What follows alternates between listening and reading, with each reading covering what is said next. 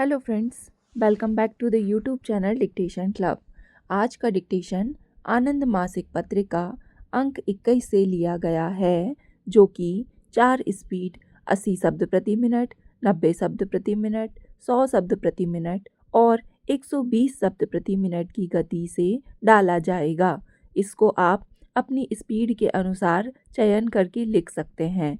इसकी पीडीएफ आपको अलग से चाहिए तो नीचे डिस्क्रिप्शन बॉक्स से आप टेलीग्राम चैनल ज्वाइन कर लीजिए। वहाँ आपको इसकी लिंक पिंड मिल जाएगी।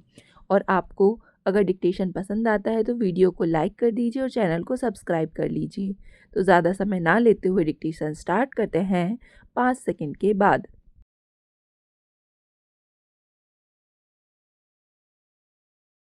सभापति महोदय, जल स्वयं में एक पद्धति है जो मात्र जल ही नहीं अपितु समस्त जीवों को अपने आप में समाहित किए हुए है। जैसे मछली श्वसन के लिए जल से ऑक्सीजन प्राप्त करती है, यदि इस ऑक्सीजन की मांग बाह्य घटक करना प्रारंभ कर दें तो प्रदूषण आरंभ हो जाता है। कार्बनिक अवशिष्ट तथा मानवीय अवशिष्ट जल में प्रवेश कर उसमें ऑक्सीजन का ह्रास कर देते हैं, जिससे जल प्रदूषित हो जाता है। इस तरह ताप भी जल में ऑक्सीजन की घुलनशीलता को कम कर देता है। पेट्रोलियम शोधन कारखाने आदि द्वारा अपने अवशिष्ट ताप को नदियों और झीलों में छोड़ने के कारण जल में उपलब्ध ऑक्सीजन की मात्रा कम हो जाती है। कागज, कपड़ा, चमड़ा और चीनी मिलें भी भारी मात्रा में दूषित जल का त्याग नदियों और झीलों में ही करती हैं, जिससे जल प्रदूषित हो जाता है। तापमान में यकायक परिवर्तन मछली के जीवन के लिए विनाशकारी सिद्ध होता है। उच्च ताप ऑक्सीजन के स्तर को कम कर देता है। जल के गंदलेपन का कारण मिट्टी का बह जाना माना जाता है, लेकिन उसके लिए औद्योगिक प्रक्रिया भी उत्तरदायी है। भारत में जल प्रदूषण समस्या की विकटता का अनुमान कुछ घटनाओं से लगाया जा सकता है। 1955 में दिल्ली में यमुना के पानी में मल मूत्रादि के मिल जाने के कारण भारी संख्या में यकृत विकार के मामले सामने आए। दिल्ली व अन्य शहरों में कच्ची बस्तियों में जल में मल मूत्रादि मिले हुए होने के कारण गत वर्षों में सैकड़ों लोगों की मृत्यु हुई व अनेक बीमारियों के शिकार हुए हैं। हम औद्योगिकरण की ओर बढ़ते हुए जल प्रदूषण की समस्या को और गंभीर बना रहे हैं।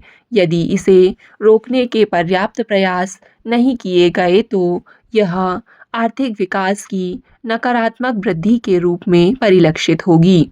इसमें कोई संदेह नहीं है। भारत सरकार ने जल प्रदूषण की समस्या को हल करने के लिए कुछ प्रयास किए हैं। इनमें प्रमुख रूप से वातावरण नियोजन एवं समन्वय की राष्ट्रीय समिति का गठन है, जो वर्तमान जल प्रदूषण की समस्या की गंभीरता तथा भविष्य में स्थापित होने वाली औद्योगिक इकाइयों की स्थिति का निर्धारण करेगी। केंद्रीय सरकार ने हाल ही में जल प्रदूषण निरोधक एवं नियंत्रण अधिनियम पारित किया। इस अधिनियम के अनुसार विभिन्न राज्य सरकारों ने जल प्रदूषण मंडलों की स्थापना की। केंद्रीय अधिनियम से पूर्व कई राज्यों में प्रदूषण नियंत्रण अधिनियम बने। उपाध्यक्ष महोदय, 3 दशक के कटुतापूर्ण एवं ठंडे संबंधों के बाद भारत और चीन ने वास्तविक नियंत्रण रेखा पर शांति स्थापित करने संबंधी समझौते पर मंगलवार को हस्ताक्षर करके सद्भाव और सहयोग के एक नए युग की शुरुआत की है। प्रधानमंत्री की चीन यात्रा के दूसरे दिन संपन्न इस ऐतिहासिक समझौते से पुराने सीमा विवाद को बातचीत के द्वारा हल करने का मार्ग प्रशस्त हो गया है। इसका अर्थ यह नहीं है कि इस समझौते के फलस्वरूप सीमा विवाद की जटिलता कम हो गई है अथवा दोनों पक्षों के सीमा के बारे में अपने पुराने दावों को छोड़ दिया है। सीमा पर परस्पर विरोधी दावों के बाद भी इस समझौते से सीमा क्षेत्र में शांति एवं यथास्थिति कायम रहने की गारंटी अवश्य प्राप्त हो गई है, जो दोनों देशों के भौतिक विकास के लिए पहली शर्त है। पिछले कुछ वर्षों में विश्व परिस्थितियों के संदर्भ में दोनों देशों के सोच में आए बदलाव की यह परिणति है जो इस उपयोगी एवं महत्वपूर्ण समझौते में प्रकट हुई है। इस समझौते के बाद सीमा पर दोनों पक्षों की सेनाएं अवश्य तैनात रहेंगी, परंतु वे पहले ही संख्या में नहीं होंगी तथा मोर्चे पर शत्रुता की आपसी समझ और सद्भाव का वातावरण अधिक परिलक्षित हो सकता है। पिछले कुछ वर्षों में आपसी संबंधों में आए क्रमिक सुधार के फलस्वरूप भारत पूर्वोत्तर क्षेत्र से 2 और उत्तरी क्षेत्र से 1 डिवीज़न सेना पहले ही हटा चुका है। सीमा समझौते के बाद सेना तैनाती के मामले में और भी फर्क पड़ने की संभावना है तथा उसका उपयोग कुछ अन्य संवेदनशील इलाकों में किया जा सकता है। समझौते के संबंध में अच्छी बात यह है कि देश के विभिन्न राजनीतिक दलों में चीन के बारे में कोई खास मतभेद नहीं है। भाजपा के अटल बिहारी वाजपेयी से लेकर राजीव गांधी, बीपी सिंह और नरसिंह राव तक सरकारी सोच का स्तर लगभग एक जैसा रहा है।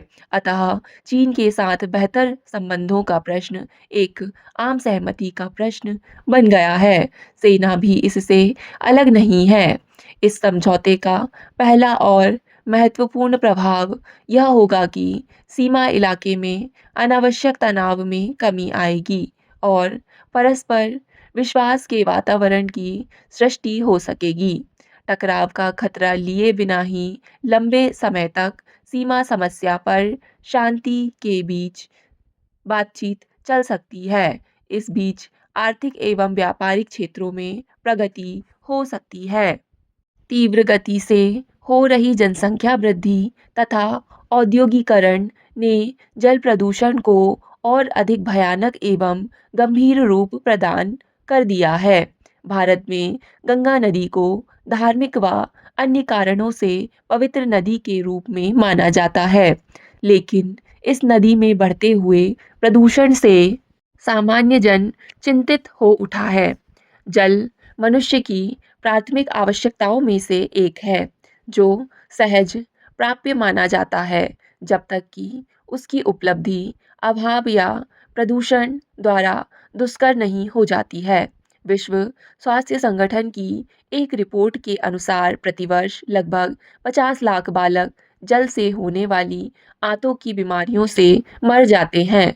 इसी के एक अन्य प्रतिवेदन के अनुसार भारत की समस्त ग्रामीण जनता के केवल 9.7% भाग को सुरक्षित जल उपलब्ध है और इसमें कोई संदेह नहीं है कि शेष ग्रामीण जनता को प्राप्त असुरक्षित जल बहुत सी बीमारियों के लिए उत्तरदायी है। इस जल प्रदूषण की समस्या से पूरे देश में ग्रामीण क्षेत्रों में प्रदूषित जल से नारू रोग उत्पन्न होता है, जिससे हजारों की संख्या में लोग पीड़ित होकर मर जाते हैं या सामान्य व्यक्ति की तरह जी नहीं पाते हैं। यह स्थिति भारत के हजारों गांवों की है। स्टॉप। डिक्टेशन पसंद आए तो वीडियो को लाइक तथा चैनल को सब्सक्राइब जरूर करें। धन्यवाद।